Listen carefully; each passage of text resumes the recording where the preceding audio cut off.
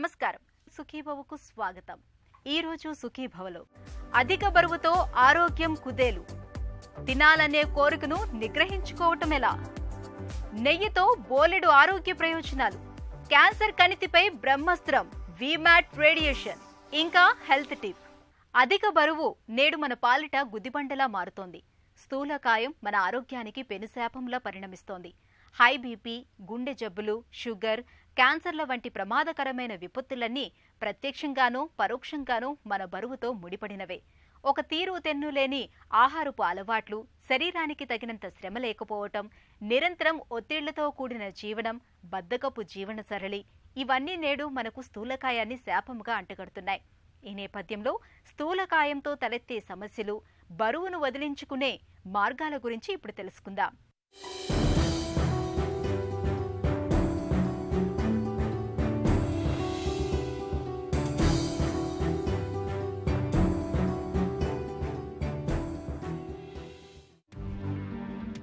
ఊబకాయం ఓ ఊబి లాంటిది. ఒక్కసారి అందులోకి జారిపోవడం మొదలైతే మన జీవితం అదుపు తప్పి ప్రమాదాల బాట పట్టినట్లే. స్థూలకాయం మొదలయ్యాక అడుగడుగునా సమస్యలు ఎదురవుతుంటాయి. గజానికో సమస్య, మైలు మైలుకో రుగ్మత పలకరిస్తుంటాయి. హై బీపీ, షుగర్, గుండె జబ్బులు, క్యాన్సర్లు, పక్షవాతం, కీళ్ల నొప్పులు, ఇలా ఒకటేమిటి ప్రమాదకర ఎన్నో ఉపద్రవాలకు మోయలేని బరువు అనేది ప్రత్యక్షంగానో పరోక్షంగానో కారణంగా ఉంటోంది. అందుకే ఊబకాయాన్ని వ్యాధుల కుంపటిగా, జబ్బులకు రాచబాటగా పరిగణిస్తున్నారు డాక్టర్లు. బద్ధకపు జీవనశైలి, ఒక తీరు తెన్ను లేని ఆహారపలవాట్లు, శరీరానికి ఏమాత్రం శ్రమ లేకపోవడం, ఇవన్నీ ఇవాళ మనలో చాలా మందికి స్థూలకాయాన్ని తెచ్చిపెడుతున్నాయి. ఒబిసిటీ, ఊబకాయం గురించి డిస్కస్ చేద్దాం. మనకు తెలిసిందే, ఒబిసిటీ అనేది చాలా కామన్గా విస్తృతంగా స్ప్రెడ్ అవుతుంది. ఒబిసిటీ వల్ల వచ్చే ప్రాబ్లమ్స్ గురించి డిస్కస్ చేద్దాం. ఇన్ఫ్యాక్ట్ ఒబిసిటీ అంటే బాడీలో ఫ్యాట్ ఎక్కువ ఉండటం అనేది ప్రతి ఆర్గాన్కి సంబంధించి కొన్ని ప్రాబ్లమ్స్ క్రియేట్ చేయగలదు. ఎస్పెషల్లీ షుగర్ వ్యాధిని నియంత్రణలో కొంచెం ప్రాబ్లమ్స్ క్రియేట్ చేయగలదు. షుగర్ పెరిగే ఛాన్స్ ఎక్కువ ఉంది. ఇన్సులిన్ రెసిస్టెన్స్ అనే కాన్సెప్ట్ ఉంటుంది. ఇన్సులిన్ రెసిస్టెన్స్ పెంచే విధంగా ఒబిసిటీ చేస్తుంది. అలాగే హైపర్ టెన్షన్, బీపీ పెంచే విధంగా కూడా ఒబిసిటీ దోహదపడుతుంది. ఇంకా మెటబాలిక్ సిండ్రోమ్ అంటే కొలెస్ట్రాల్ పెరిగే విధంగా కూడా, దెన్ ఊబకాయం వల్ల అంటే మస్కులోస్కెలిటల్ ప్రాబ్లమ్స్ రావటం, ఆర్థరైటిస్ ప్రాబ్లమ్స్ రావటం, దెన్ స్లీప్ యాప్నియా అంటే నిద్రలో సరైన ఆక్సిజన్ అందక డే టైమ్ స్లీపినెస్తో వాళ్ళకి రకరకాల అంటే హైపర్ టెన్షన్ దగ్గర నుంచి పల్మరీ హైపర్ టెన్షన్ అవ్వచ్చు, హార్ట్ రిథమ్ చేంజెస్ కానీ, ఇలా అబ్స్ట్రక్టివ్ స్లీప్ యాప్నియా అని, ఇట్లా ఊబకాయం వల్ల ఆల్మోస్ట్ బాడీలో ప్రతి ఆర్గాన్ ఎఫెక్ట్ అయ్యే ఛాన్స్ ఉంది. సో ఎలా అంటే ఒబిసిటీని మనం ఎలా గుర్తించవచ్చు అని చూసుకుంటే, బిఎంఐ బాడీ మాస్ ఇండెక్స్ అంటే నార్మల్గా 18 నుంచి 22.9 ఉండాలి సౌత్ ఈస్ట్ ఏషియన్స్కి, ఎస్పెషల్లీ ఇండియన్స్కి. 23 to 25ని ఓవర్ వెయిట్ అంటాం. 25 దాటితే ఒబిసిటీ అంటాం. 25 to 30 క్లాస్ 1 ఒబిసిటీ, 30 దాటిన తర్వాత క్లాస్ 2 అండ్ క్లాస్ 3 ఒబిసిటీ ఉంటాయి. సో మనందరం మన బిఎంఐ బాడీ మాస్ ఇండెక్స్ని 23 కంటే తక్కువ ఉండే విధంగా చూసుకోవాలి. అంటే వెయిట్ బై హైట్ స్క్వేర్, ఈ ఫార్ములాతో బిఎంఐ చాలా ఈజీగా క్యాలిక్యులేట్ చేసుకోవచ్చు. సో బిఎంఐ అంటే 23 కంటే తక్కువ ఉంటే మనం ఖచ్చితంగా షుగర్ వచ్చే ఛాన్స్ని మనం తగ్గించుకోవచ్చు. డయాబెటీస్ నుంచి ప్రీ డయాబెటిక్ స్టేజ్కి మనం మారచ్చు. అలాగే హైపర్ టెన్షన్కి నెంబర్ ఆఫ్ మెడిసిన్స్ వాడకం అవ్వచ్చు, మెడిసిన్ డోస్ అవ్వచ్చు, ఇది మనం తగ్గించుకోవచ్చు. ఒకటి కొంటే మరొకటి ఉచితం, లేదా ఒకటి కొంటే 2 ఫ్రీ అనేది నేటి మార్కెట్ మంత్రం. స్థూలకాయం ఉంటే ఎంత లేదన్నా ఓ 10-15 జబ్బులు ఫ్రీ అన్నది అందరూ తెలుసుకోవాల్సిన చేదు నిజం. స్థూలకాయం అంటే ఒంట్లో కొవ్వు నిల్వలు ఎక్కువగా పెరిగిపోవడం. ఇలా ఒంట్లో పేరుకుపోయే కొవ్వు మొట్టమొదట హార్మోన్లను అస్తవ్యస్తం చేస్తుంది. దీంతో థైరాయిడ్ పనితీరు దగ్గర్నుంచి షుగర్ రావడం, బీపీ పెరగడం, మోకాళ్ల నొప్పులు, గుండె జబ్బులు వచ్చి పడటం, కొన్ని రకాల క్యాన్సర్లు రావడం, చివరకు నిద్ర కూడా దెబ్బతినడం, ఇవన్నీ కలిసి రకరకాల మానసిక చికాకుల్ని తెచ్చిపెట్టడం. ఇది స్థూలకాయం తెచ్చిపెట్టే వ్యాధుల చిట్టా. ఒబిసిటీ అంటే ఫ్యాట్ ఎలా తగ్గించుకోవాలి అని కనుక చూసుకుంటే, mainly exercise and diet. So exercise అనేది కనీసం 45 minutes ఎవ్రీడే, అంటే కార్డియో బాగా రన్నింగ్ అవ్వచ్చు, లేదంటే సైక్లింగ్ అవ్వచ్చు, ఇలాంటి cardio exercises plus weight training exercises చేస్తూ విగరస్ ఎక్సర్సైజ్ అంటే 45 minutes per day at least 6 to 7 days కన్నా మనం చేస్తే ఖచ్చితంగా అది ఎక్సర్సైజ్ హెల్ప్ అవుతుంది. అంటే పార్క్లో నడిచినట్టు అంటే మెల్లగా నడిస్తే అది ఎక్సర్సైజ్ కింద రాదు. దానివల్ల ఎలాంటి బెనిఫిట్ మనకి బాడీకి అందదు.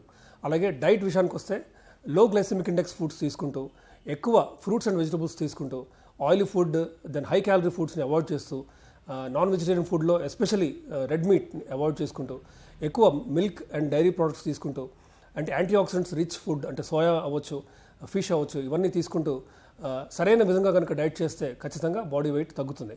అయితే ఇవి చేసిన తర్వాత కూడా ఇన్ఫ్యాక్ట్ తగ్గని వాళ్ళు చాలామంది ఉంటారు. దీనికి FDA అంటే వరల్డ్ వైడ్ అప్రూవ్డ్ కొన్ని మెడిసిన్స్ కూడా ఉన్నాయి, completely side effect free medicines ఉన్నాయి. సో ఈ మెడిసిన్స్ హెల్ప్తో ఖచ్చితంగా బాడీ మాస్ ఇండెక్స్ని మనం 23 లోపు తీసుకురావడానికి ప్రయత్నించవచ్చు. అట్లీస్ట్ నెలకి అంటే 4 to 5 kgs తగ్గటం అనేది సాధ్యం.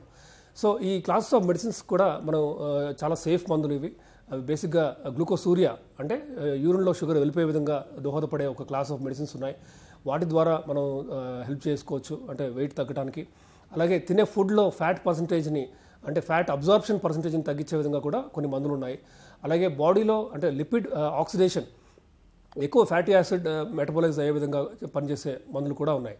సో ఈ మందులు ప్లస్ సెంట్రల్ అంటే ఎపటైట్ స్టిమ్యులెంట్ సెంటర్ని తగ్గించే విధంగా అంటే ఎక్కువ కొంచెం తిన్నా కూడా ఈజీగా అంటే పొట్ట ఫుల్గా అనిపించే విధంగా చేసే మందులు కూడా ఉన్నాయి. ఇన్పుట్, అవుట్పుట్ అనే 2 పదాలు మనకు తరచుగా అనేక సందర్భాలలో వినిపిస్తుంటాయి. ఇప్పుడు ఈ పదాలు స్థూలకాయానికి జత కలిశాయి. మనం తీసుకునే ఆహారం అంటే ఇన్పుట్, మనం ఖర్చు పెట్టే శక్తి అంటే అవుట్పుట్ కంటే ఎక్కువగా ఉండడం అనేది ప్రధానంగా అధిక బరువును, ఆ తర్వాత స్థూలకాయాన్ని తెచ్చిపెడుతుంది. కాబట్టి ఇన్పుట్, అవుట్పుట్ సమానంగా ఉండేలా చూసుకోవడమే మనం చేయాల్సింది. అంటే తినే ఆహారం విషయంలో అప్రమత్తంగా ఉండటం, తిన్న ఆహారాన్ని ఖర్చు పెట్టడం అంటే శారీరక శ్రమ తగినంతగా ఉండేలా చూసుకోవడం. ఈ రెండింటి విషయంలో జాగ్రత్త పడితే స్థూలకాయాన్ని దరిచేరకుండా చూసుకోవచ్చు. ఒబిసిటీ ట్రీట్మెంట్లో భాగంగా ఇన్ఫ్యాక్ట్ మెడిసిన్సే కాకుండా కొన్ని రకాల సర్జికల్ ప్రొసీజర్స్ కూడా ఉన్నాయి. మనం స్టమక్ వాల్యూమ్ రిడక్షన్ సర్జరీస్ ఉన్నాయి, బేరియాట్రిక్ సర్జరీ అంటాం. సో ఈ బేరియాట్రిక్ సర్జరీ యూజువల్గా బాగా ఎక్కువ అంటే 40 BMI కంటే ఎక్కువ ఉన్న, లేదంటే 35 కంటే ఎక్కువ ఉండి సివియర్ షుగర్ కానీ ఇవన్నీ ఉన్న వాళ్ళకి మనం రికమెండ్ చేస్తూ ఉంటాం. అలాగే స్టమక్లో ఒక చిన్న బల్బ్ లాంటిది పెట్టడం అవ్వచ్చు, లేదంటే లైపోసెక్షన్ అవ్వచ్చు. అఫ్కోర్స్ లైపోసెక్షన్ వల్ల మళ్ళీ తిరిగి ఫ్యాట్ వచ్చే ఛాన్స్ కూడా ఎక్కువ ఉంది. బట్ డెఫినెట్గా బేరియాట్రిక్ సర్జరీ అనేది కొంతమందికి మాత్రం ఖచ్చితంగా హెల్ప్ అవుతుంది. స్థూలకాయం ఒక చిక్కుముడి లాంటిది. ఒక్కసారి స్థూలకాయం బారిన పడితే అది అనేక సమస్యల్ని సృష్టిస్తూ ఒక విప్పలేని చిక్కుముడిలా తయారవుతుంది. ఆ తర్వాత డైటింగ్ పేరు మీద లెక్కలేనన్ని విఫల ప్రయోగాలు చేస్తుంటారు. వ్యాయామాలను కూడా ప్రయత్నిస్తాం. ఇంకా టాబ్లెట్ల లాంటివి కూడా వాడుతుంటారు. ఇవి కాక ప్రస్తుతం మరీ ఎక్కువ స్థూలకాయం ఉన్నవారికి సర్జరీలు కూడా అందుబాటులోకి వచ్చాయి. నిజానికి ఆహారం, వ్యాయామం ఈ రెండే ప్రధానంగా స్థూలకాయాన్ని నియంత్రించే మార్గాలు. ఆహారం, వ్యాయామం విషయాల్లో గట్టి సంకల్పంతో కృషి చేస్తే బరువును తగ్గించుకోవడం పెద్ద కష్టమేమీ కాదు. Prevention is better than cure అన్న నానుడి మనం విన్నదే. స్థూలకాయం విషయంలో కూడా ఇది వర్తిస్తుంది. ఊబకాయం ఊబిలో కూరుకుపోయాక ఇబ్బంది పడటం కన్నా ముందే జాగ్రత్త వహించడం మేలు. బరువును అదుపులో ఉంచుకోవటం అనేది పూర్తిగా మన చేతుల్లో పనే. ఆహార, వ్యాయామాల్లో తగిన జాగ్రత్తలు తీసుకోవాలి. వీటితో కూడా ఫలితం లేనప్పుడు బరువును తగ్గించే బేరియాట్రిక్ సర్జరీల సాయం తీసుకోవటం మేలు. బరువు తగ్గాలి, ఎలాగైనా తగ్గాలి. ఏదో ఒకటి చేసి వీలైనంత తొందరగా తగ్గిపోవాలని మనలో చాలా మంది చాలా బలంగా కోరుకుంటూ ఉంటారు.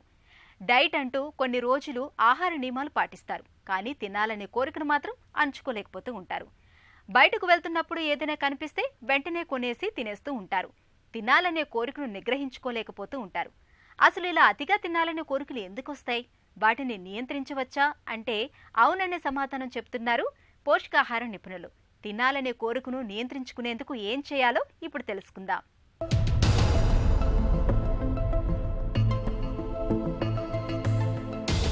సరిపోతుంది. తెలుగువారి భోజనం అంటే షడ్రుచులు ఉన్నా లేకపోయినా పర్లేదు, కానీ కంచంలోకి మాత్రం ఖచ్చితంగా ఒక ఆవకాయ బద్ద, కాసింత కమ్మటి నెయ్యి తప్పనిసరిగా ఉండాల్సిందే. అయితే ఆరోగ్య స్పృహ పెరుగుతున్న నేటి కాలంలో మనలో చాలా మంది నెయ్యిని ఒక విష పదార్థంగా చూస్తున్నారు. నెయ్యి వాడకంతో కొలెస్ట్రాల్ పెరుగుతుందని, గుండెపోటు విరుచుకుపడుతుందని భయపడుతున్నారు. నిజానికి నెయ్యి అనేది మన ఆరోగ్యానికి చాలా అవసరమని, నెయ్యితో చాలా ఆరోగ్య ప్రయోజనాలు సిద్ధిస్తాయని చెబుతుంది ఆయుర్వేదం. నెయ్యితో ఒనుగురే ఆరోగ్య ప్రయోజనాల గురించి ఇప్పుడు తెలుసుకుందాం. నెయ్యి అనేది అంటే ఘృతం మేధ్యం అంటే మెదడుకు చాలా మంచిది అని చెబుతుంది. ఇప్పటికీ కూడా నెయ్యి ఎక్కువగా తీసుకుంటే మనకు మెదడు బాగా పనిచేస్తుంది, ఇది మేధ్యము, ఇది రసాయనము అని ఆయుర్వేదంలో చెప్పడం జరిగింది. మరి ఎక్కువగా తీసుకోవటం అంటే ఎంత ఎక్కువగా తీసుకోవటం? కాబట్టి ఆధునిక పరిశోధనను కూడా మనం దాన్ని గుర్తుంచుకొని నెయ్యిని ఎంత మోతాదులో తీసుకోవాలనుకుంటే రోజుకు 15 గ్రాముల నెయ్యి తీసుకోవడం ఏమీ తప్పు కాదు, ఇది చాలా మంచిది కూడా. నెయ్యిని ప్రధానంగా పిల్లలకు పెట్టడంలో చాలా మంచిది, ఎందుకంటే దీనికి మేధ్యంగా రసాయనంగా కూడా జ్ఞాపకశక్తిని పెంచడానికి ఇది ఆయుర్వేదం పనిచేస్తుంది. ఆయుర్వేద ఔషధాలు కూడా చాలా మటుకు ఘృతం అనే పేరుతోనే ఉంటాయి. ఇప్పుడు బ్రాహ్మీ ఘృతము అనటం అంటే బ్రాహ్మీ లేదా మండూకపర్ణి అనే మొక్కని ఈ ఘృతంలాగా తయారు చేసి ఇస్తే అది జ్ఞాపకశక్తికి పనిచేస్తుంది అని అంటాం. ఈ విధంగా అనేక ఔషధాలు కూడా ఘృతం పేరుతోనే ఆయుర్వేదంలో చెప్పడానికి కారణం ఏంటంటే నెయ్యి చాలా అవసరం అనే అంశాన్ని ఇవి గుర్తు చేస్తున్నాయి. ఇక ఇంకొక ముఖ్యమైన అంశం ఏంటంటే నెయ్యి ఎంత పాతదైతే అంత మంచిది అని ఆయుర్వేదం చెబుతుంది. దీనికి పురాణ ఘృతము అని ఒక పేరు. ఈ పురాణ ఘృతంలో వచ లేదా బ్రాహ్మీ ఇలాంటి వాటిని లేదా ఇంగువ ఈ మూడింటిని వేరువేరుగా వచ అంటే వస అని అంటూ ఉంటాం, చిన్నపిల్లలకి మాటలు బాగా రావడానికి వాడుతూ ఉంటారు వస. అట్లాగే ఇంగువ మామూలుగా సాంబార్లోకి దాంట్లోకి వేస్తూ ఉంటారు. ఇంగువ కానీ లేదా బ్రాహ్మీ కానీ మండూకపర్ణి లేదా ఇటువంటి జ్ఞాపకశక్తిని పెంచే మూలికలు, వీటిని ఈ పురాణ ఘృతంతో వేయించి వాటిని తీసుకుంటే ఇంకా అద్భుతంగా ఉంటుంది ఆరోగ్యం అని చెప్తారు. అతి సర్వత్రా వర్జయేత్ అన్నట్టుగా నెయ్యిని మితిమీరి వాడటం కూడా అంత మంచిది కాదు. రుచిగా ఉందని కంచంలోకి అదే పనిగా నెయ్యిని కుమ్మరించుకుంటూ వెడితే అది అంతిమంగా మన ఆరోగ్యానికి ఎసరు పెడుతుందని గుర్తుంచుకోవాలి.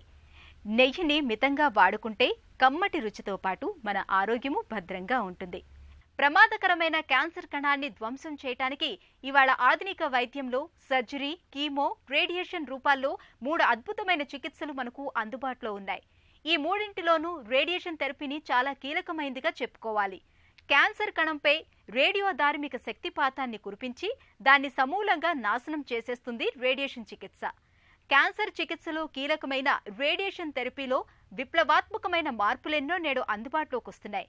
రేడియేషన్ కిరణాల శక్తిని కావలసినంతగా మార్చుకునే సౌలభ్యాన్ని ఆధునిక యంత్రాలు కల్పిస్తున్నాయి. వాల్యూమెట్రిక్ మాడ్యులేటెడ్ ఆర్క్ రేడియేషన్ అలాంటిదే. వాడుకలో వీమాట్ రేడియేషన్ గా పిలిచే ఈ థెరపీలో నిరంతరాయంగా ఖచ్చితమైన మోతాదులో రేడియేషన్ ఇవ్వటానికి వీలవుతుంది.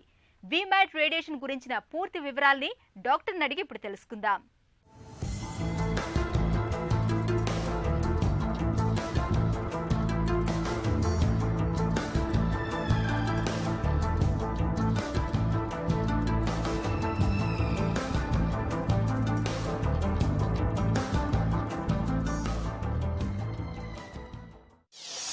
సంప్రదాయ రేడియేషన్తో ప్రస్తుతం ఎలాంటి సమస్యలు ఉంటున్నాయి?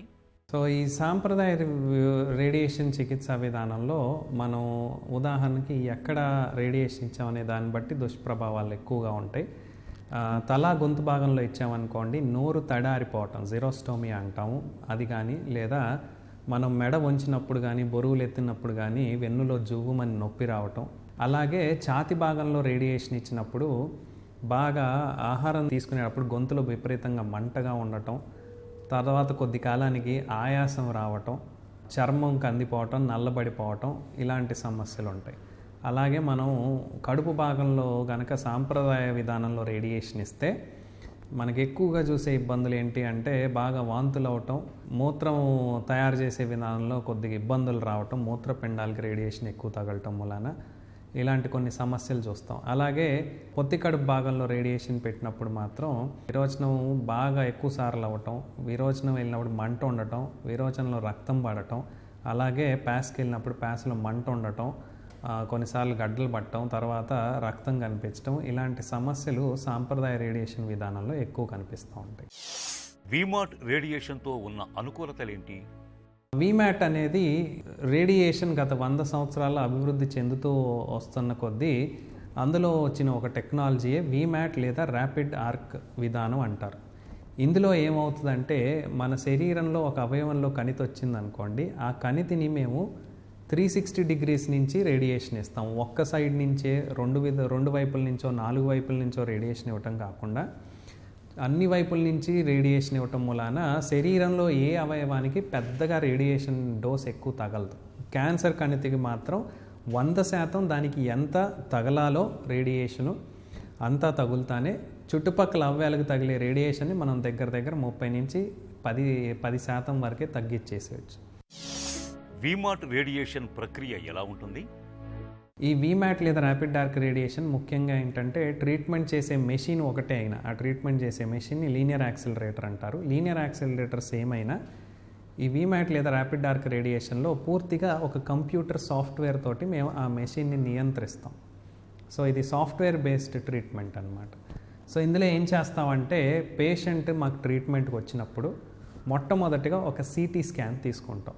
సో ఆ సిటీ స్కాన్ తీసిన తర్వాత సిటీ స్కాన్ చేసే ముందు పేషెంట్ అసలు ఏమీ కదలకుండా ఆ మెషిన్ మీద పడుకోవాలి కాబట్టి యంత్రం మీద ఒక ప్లాస్టిక్తో పేషెంట్ని మొత్తం కదలికలు నియంత్రించేయడానికి మాస్క్ అని ఒకటి తయారు చేసి ఆ మాస్క్ తోటి పేషెంట్ని సిటీ స్కాన్లో బిగించి సిటీ స్కాన్ అనేది తీసి ఆ సిటీ స్కాన్ని కంప్యూటర్స్లోకి ఆ డేటానంతా ఇంపోర్ట్ చేసి ఆ డేటాను వాడి మేము అసలు ట్రీట్మెంట్ ఎలా ఇవ్వాలి, ఏ విధానంలో ఇస్తే కణితికి మ్యాక్సిమం రేడియేషన్ తగులుతా ఈ చుట్టుపక్కల అవయవాలకి చాలా వరకు తగ్గించేయచ్చు అనేది ఒక ఆల్గోరిథం తయారు చేస్తాం. ఆ తర్వాత సాంప్రదాయ విధానంలాగే పేషెంట్ ఒక 4 వారాలు లేదా 6 వారాలు లేదా 8 వారాలు ఆయా క్యాన్సర్ బట్టి వైద్యం ఉంటుంది. ఆ అన్ని రోజులు ఆ చికిత్స జరుగునంతసేపు ఆ లీనియర్ యాక్సిలరేటర్ని ఇదే సాఫ్ట్వేర్ ఆల్గోరిథం తోటి కంట్రోల్ చేసి మేము పేషెంట్లో కణితికే రేడియేషన్ తగులుతా చుట్టుపక్కల అవయాలకు అస్సలు నష్టం కలగకుండా రేడియేషన్ అందించగలుగుతాం. వీమాట్ రేడియేషన్తో సమస్యలు ఏమైనా ఉంటాయా? ఈ వీమాట్ లేదా ర్యాపిడ్ డార్క్ రేడియేషన్ అనేది మనం చాలా పెద్ద భాగానికి శరీరంలో చాలా పెద్ద భాగానికి రేడియేషన్ ఇవ్వాల్సినప్పుడే వాడతాం. ఉదాహరణకి తల గొంతుబాగ్ క్యాన్సర్కి మేము రేడియేషన్ ఇస్తున్నప్పుడు ఈ కంటి కింద నుంచి మెడ వరకు మొత్తం భాగానికి రేడియేషన్ ఇస్తాం అన్నమాట. సో అలా చాలా పెద్ద ప్రాంతాల్లో రేడియేషన్ ఇవ్వాల్సినప్పుడు ఈ వీమాట్ టెక్నాలజీ వాడతాం. ఇంత భాగంలో రేడియేషన్ ఇవ్వటం మూలాన చాలా అవయవాలకి ఇప్పటికీ రేడియేషన్ తగులుతూ ఉంటుంది. సో ఆ రేడియేషన్ తగులుతుంది కాబట్టి సాంప్రదాయ విధానంలో ఇవ్వటం మూలాన ఉన్నంత సైడ్ ఎఫెక్ట్స్ లేకపోయినా ఇబ్బందులు లేకపోయినా ఎంతో కొంత కొద్ది బాధలు ఎక్కువే ఉంటాయి. రేడియేషన్ చికిత్సకు సంబంధించి ఇంకా ఎలాంటి మార్పులు రానున్నాయి? చాలా వరకు రేడియేషన్ అభివృద్ధి చెందినప్పటి నుంచి మనం చాలా వరకు వాడుతుంది ఎక్స్రేస్తో రేడియేషన్ ఇచ్చే విధానం వాడుతున్నాం. సో ఈ ప్రోటాన్స్ అనేది కొత్తగా వస్తున్న విధానం. ఈ విధానం అభివృద్ధి చేయడానికి ఇన్ని సంవత్సరాలు ఎందుకు పట్టింది అంటే ఈ ప్రోటాన్ థెరపీతో రేడియేషన్ ఉత్పత్తి చేసి ఇవ్వటం అనేది చాలా ఖరీదైన ప్రక్రియ. దానికి చాలా టెక్నాలజీ కావాలి. సో ఆ టెక్నాలజీ అభివృద్ధి చెందటానికి చాలా టైం పట్టింది. ఇవాళ అభివృద్ధి చెందింది అయినా కానీ అందరికీ అందుబాటులో లేదు, ఎందుకంటే చాలా ఖర్చు ఎక్కువైపోతుంది. సో రాబోయే 15 నుంచి 20 సంవత్సరాల్లో ఈ ప్రోటాన్ థెరపీ టెక్నాలజీ అనేది మినియేచరైజ్ అవటం అంటే సూక్ష్మ లెవెల్కి తీసుకొచ్చేసి ఒక చిన్న యంత్రాల్లాగా తయారు చేసే విధానం అభివృద్ధి చేయగలిగినప్పుడు ఇది అందరికీ అందుబాటులో వస్తుంది. ఇందులో ఉన్న ముఖ్యమైన అడ్వాంటేజ్ ఏంటంటే ఈ ప్రోటాన్ థెరపీలో అసలు చుట్టుపక్కల అవయవాలకు తగిలే రేడియేషన్ ఇంకా చాలా వరకు తగ్గించుకోగలం కాబట్టి ముఖ్యంగా ఫ్యూచర్లో క్యాన్సర్లు వచ్చే రిస్క్ ఇంకా తగ్గిపోద్ది. రెండో అభివృద్ధి చెందుతున్న టెక్నాలజీ ఏంటంటే ఫ్లాష్ రేడియోథెరపీ అంటారు. ఇందులో ఏంటి అంటే కొన్ని మిల్లీ సెకండ్లోనే ఓ పేషెంట్కి ఇవ్వాల్సిన రేడియేషన్ అంతా అతని శరీరంలోకి లేదా ఆ పేషెంట్ శరీరంలోకి పంపించేస్తాం అన్నమాట. సో ఇది రేపు ఎలా క్యాన్సర్ని తగ్గిస్తుంది ఇదంతా రీసెర్చ్లో ఉంది. ఇంకా నేను అనుకోవటం ఒక 30 సంవత్సరాల్లో మనకి ఈ ఫ్లాష్ రేడియోథెరపీ అనే విధానం మూలాన ఈ క్యాన్సర్లను ఎంత మెరుగ్గా నయం చేయగలుగుతున్నాం, ఇంకా సైడ్ ఎఫెక్ట్స్ ఎలా తగ్గించగలుగుతున్నాం అనేది తెలుస్తుంది. కానీ ఇది కొత్తగా వచ్చిన సాంకేతిక విధానం. క్యాన్సర్పై సాగుతున్న జైత్రయాత్రలో రేడియేషన్ది కీలక పాత్ర. క్యాన్సర్ కణితిని నలువైపులా చుట్టుముట్టి నాశనం చేయడానికి వీలు కల్పించే వీమాట్ రేడియేషన్ థెరపీ క్యాన్సర్ బాధితులకు నిజంగా ఒక వరమనే చెప్పుకోవచ్చు. ఒక చిన్న చిట్కా మీకోసం. నెలసరిలో అధిక ఋతుస్రావంతో బాధపడుతున్నప్పుడు బియ్యం కడిగిన నీటిలో 3 గ్రాముల దాల్చిన చెక్క పొడిని కలిపి నిత్యం తాగడాన్ని అలవాటు చేసుకోండి. అధిక ఋతుస్రావం సమస్య క్రమంగా తగ్గిపోతుంది. సుఖీభవ కార్యక్రమానికి సంబంధించి మీ విలువైన సూచనలు సలహాల్ని వెంటనే మాకు రాసి పంపించండి. మా చిరునామా Sukhibhava ETV, Ramoji film city, Hyderabad 501512 లేదా sukhibhava@etv.co.in కు మెయిల్ చేయండి.